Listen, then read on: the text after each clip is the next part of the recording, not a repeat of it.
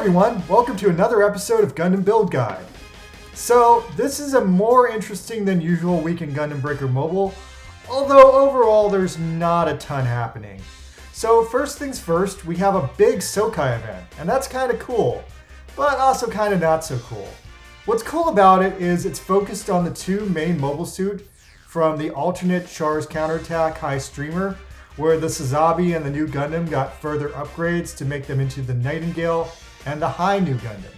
Now, design-wise, both of these suits are absolute classics and some of the coolest suits you're going to see in the game.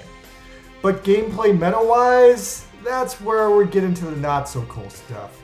Now, I think the programmers this week got a little bit lazy because what we're getting stat and statistic-wise is more or less a variation of some suits we've seen before. So as it turns out, the Nightingale fights exactly like the Sazabi from last year, except being an upgrade, it has better stats. And then the High New Gundam, unfortunately, follows the full armor High New Gundam. So it's kind of a worse version of that. But it does have some cool EX skills to try and make up for it.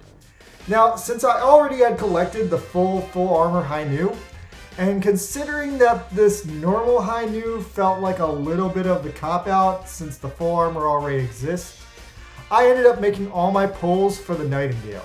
Because I've been using a lot of Sazabi parts in some of my recent builds, and overall a Sazabi with higher stats is a good deal for me. Also, the Nightingale is really awesome if you need to make a shooter unit since it's absolutely loaded with funnels and then its shield is rocking a completely awesome physical rapid shooter EX skill.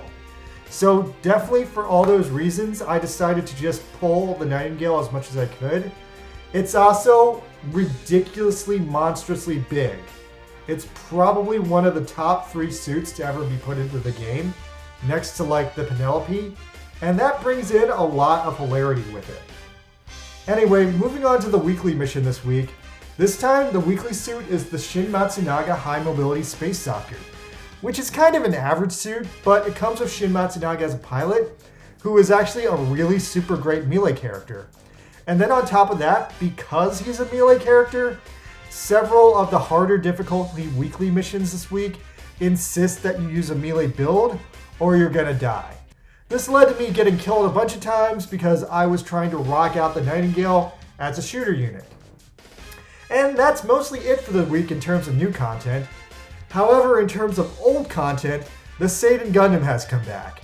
And a quick PSA for the players at home who maybe didn't know how to do this or have never done it before, you need to be sure not to attack the Seidan Gundam in the 3-second window between the death of its first form and its rebirth into its second form.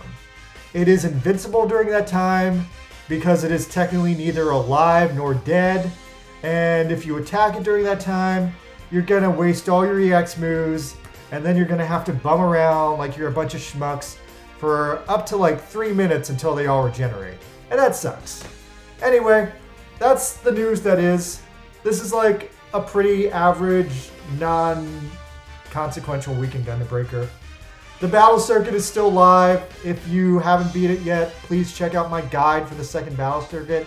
That will actually allow you to finish it. And yeah, please subscribe to my channel. If I get 1,000 subscribers, I'm going to stream new Gundam Breaker. Later, guys. Thank you. Peace.